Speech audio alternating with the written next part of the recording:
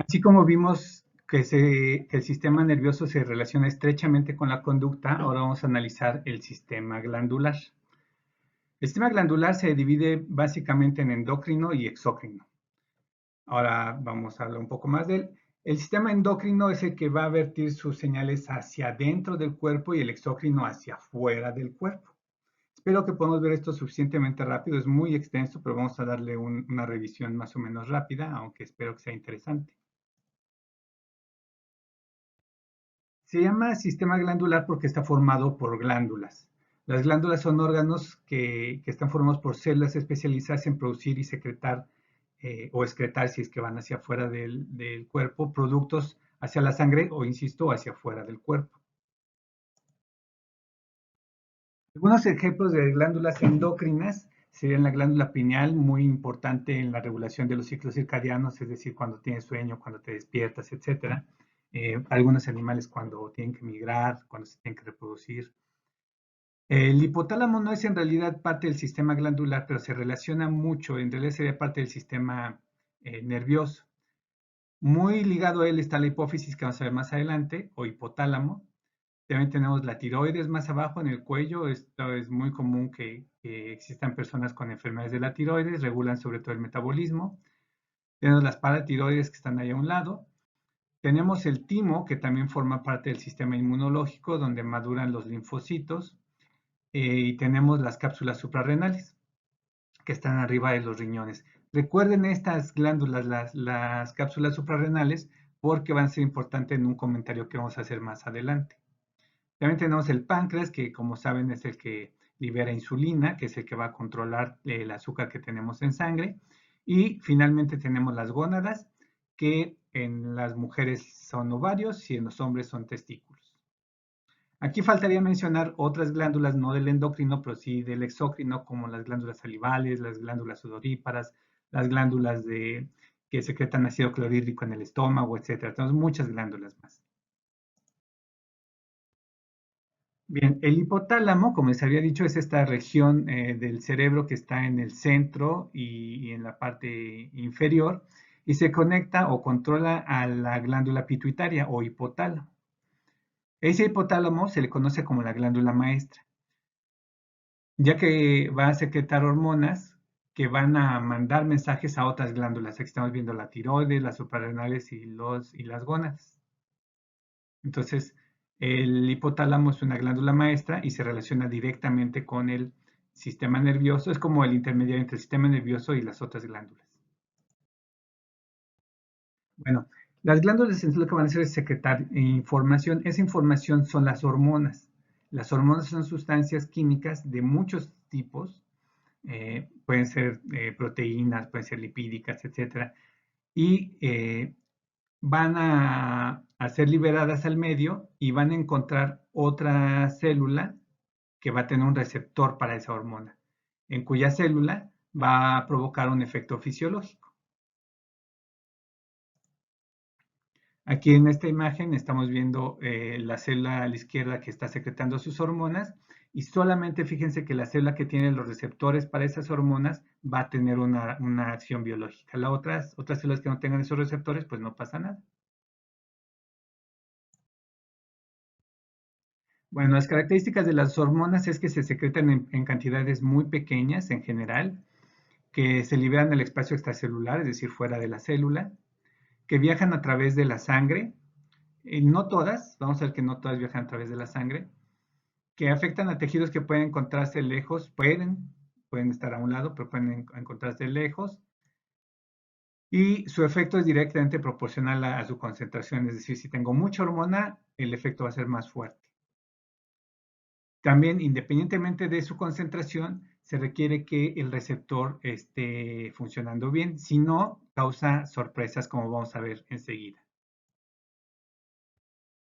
Antes de ese ejemplo que les iba a decir, las clasificaciones, hay muchas formas de clasificar las hormonas por sus efectos, por su composición química, etcétera. Pero aquí, más en relación a en dónde hacen el efecto, se dividen en autócrinas, que son estas, vean en la imagen de abajo, las hormonas autócrinas son las que van a causar su efecto en las mismas células que las secretan. Luego tenemos las glándulas parácrinas, que son las células que, sin viajar por la sangre, tienen su efecto en células que están muy cercanas a ellas. Y las glándulas sistémicas o endocrinas, también les dicen, son las que, como vemos en esta animación, liberan las hormonas son liberadas al torrente sanguíneo y viajan por el cuerpo hasta encontrar células que tengan esos receptores. Cuando tengan esos receptores, pues entonces van a hacer la acción. Esas son las hormonas endócrinas o sistémicas. Hay una clasificación más que es la de los neurotransmisores. Estas se las puse en gris porque no todo el mundo los considera como hormonas y a quienes sí y a quienes no. Y lo que pasa, si recuerdan cuando vimos sistema nervioso, es que los neurotransmisores son algo muy parecido, pero son estas moléculas que nos van a mandar señales entre las neuronas, en la sinapsis, ¿se acuerdan? Bueno, y pues en sentido estricto sí serían hormonas, como las parácrinas, pero pues hay quien no las toma así. También hay algunas que son secretadas por algunas hormonas que secretan neurotransmisores en el cerebro, pero hay otras neuronas que secretan esas mismas sustancias que se liberan a sangre y actúan como hormonas. Entonces, por eso hay quienes consideran estas como neurotransmisores también como un tipo de hormonas. Bueno, las hormonas pueden ser estimulantes cuando estimulan una actividad, por ejemplo, producir insulina, o inhibitorias, si te dicen ya no produzcas insulina. Pueden ser antagonistas cuando dos hormonas causan el efecto contrario, es decir, que una es estimulante y otra es inhibitoria. Pero puede ser que sean sinergistas, es decir, que las dos hormonas van a aumentar ese efecto. Es decir, si las dos se estimulan, pues se va a incrementar ese efecto, como si tuvieras una mayor concentración de hormona, pero no es que son dos hormonas diferentes. Y tenemos las hormonas trópicas, que son como las de la glándula, las que les decía que la glándula maestra, que lo que va es como una bola blanca de billar, que le va a pegar a otras, va a producir otras hormonas a su vez, ¿no? Va a hacer que otras glándulas produzcan otras hormonas. Bueno, los receptores, como vieron, son muy importantes también, o vamos a ver, pero van a ser tejidos selectivos, es decir, no cualquiera puede ser, recibir la información de las hormonas, sino pues con cualquier hormona sería un relajo. Entonces son tejidos que van a tener células muy específicas que van a tener los receptores para las hormonas en cuestión y van a tener un dominio específico. Es como una cerradura, es el receptor ese que vimos en las animaciones, esos son los dominios o los receptores, y el ligando es la hormona propiamente dicho, que sería como una llave muy específica. Entonces, tienes llaves específicas para cerraduras específicas, tienes ligandos o hormonas específicas para dominios específicos o para, para receptores específicos. Y cuando una vez que se acoplan el dominio y el ligando, van a producir una serie de reacciones químicas que son las que van a final de cuentas, a desencadenar la respuesta biológica.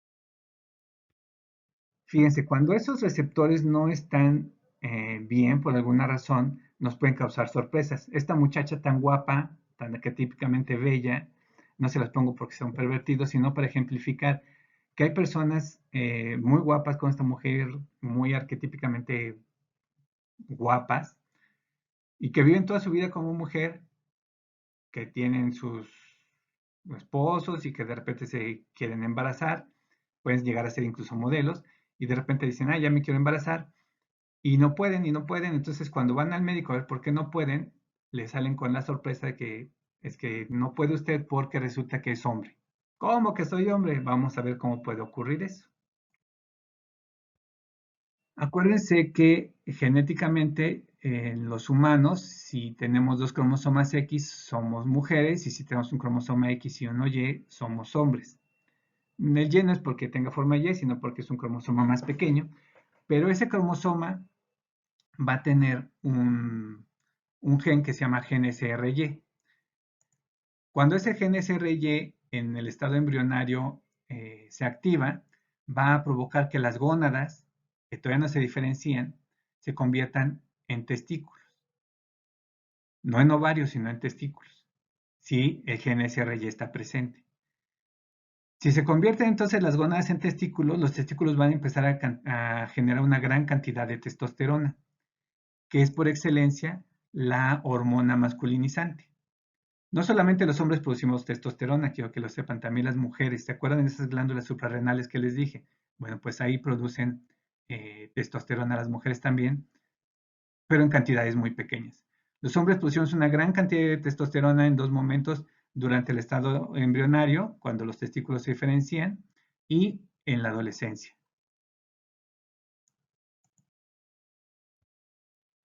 Bueno, ¿qué pasa entonces cuando la testosterona empieza a actuar? Fíjense, cuando somos embriones, tenemos en la imagen del medio, podemos ver que tenemos dos bolitas, que son las gónadas, que no están diferenciadas, no son ni testículos ni ovarios, y tenemos unos túbulos rojos y azules. Los rojos se llaman conductos de Müller y los azules conductos de Wolff. Los testículos, cuando se convierten en testículos, además de secretar hormona, también van a producir hormona antimülleriana. Quiere decir que van a hacer que se degrade estos conductos azules y no van a formar, como están viendo en la imagen, el útero ni las trompas de falopio. Y en cambio, en los conductos de Wolff van a formar los tubos deferentes y el epidídimo de los testículos. Si nos fijamos en los genitales externos, también vamos a ver que hay mucha similitud entre hombres y mujeres. Vean cómo en la imagen de arriba tenemos un embrión o la imagen de un embrión y en amarillo nos están resaltando lo que si vas a ser hombre va a dar origen al glande y si vas a ser mujer por el lado derecho va a dar origen al clítoris. Y en azul vemos cómo el clítoris o en azul va a estar cubierto por una capucha que va a ser la pielecita y el glande del pene en los hombres y que cada uno se va haciendo sus propios, se va especializando, ¿no? Ya en morado vemos como los testículos a partir de este tejido azul van a formar el escroto de o sea, la bolsita de los testículos y en la mujer van a formar los labios mayores.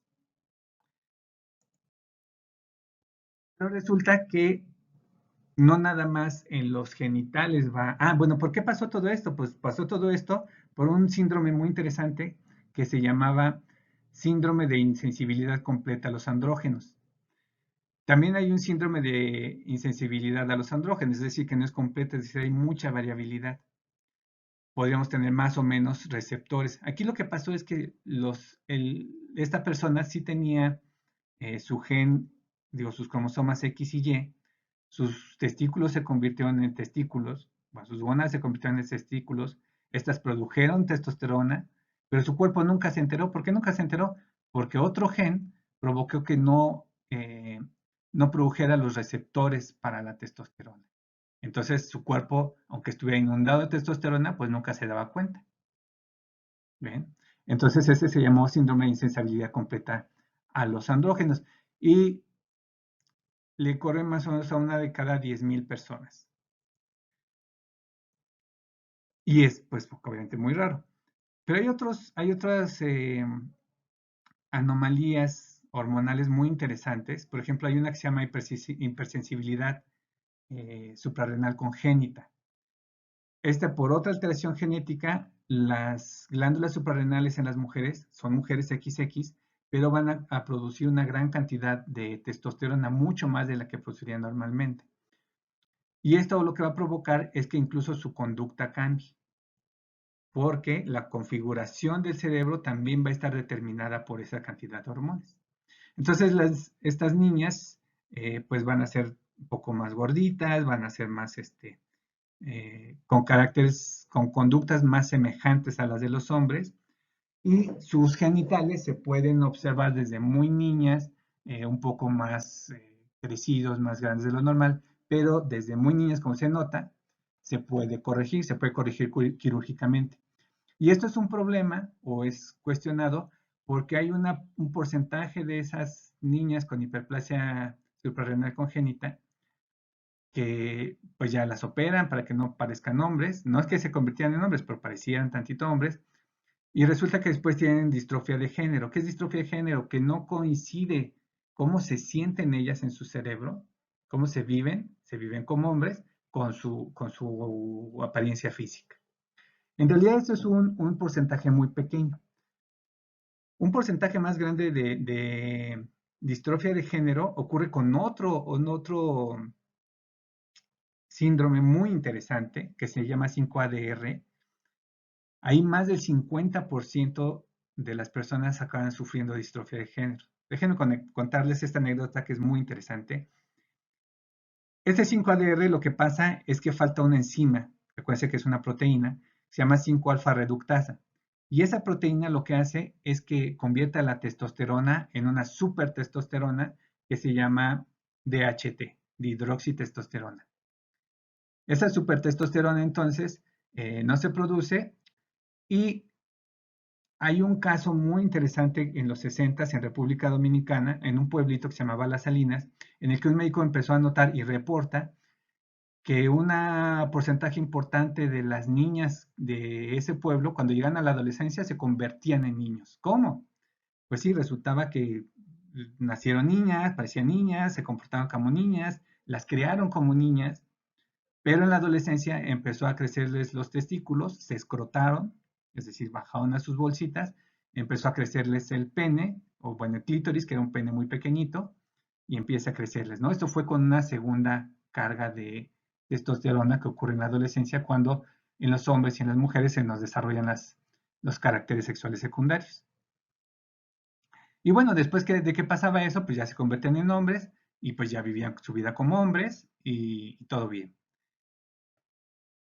Esto se explica, estas dos cosas, lo que les quiero resaltar, es que más allá de los genes, lo que va a influir mucho en nuestra identidad sexual van a ser las hormonas y el momento en el que las hormonas estén influyendo, porque normalmente la formación del cerebro, la conformación del cerebro, parece ser que va a ser muy determinante durante la etapa embrionaria. Y puede haber muchos síndromes como estos, que pueden ser incluso parciales, en los que puede haber pues, una gran variedad de identidades sexuales y de conductas sexuales.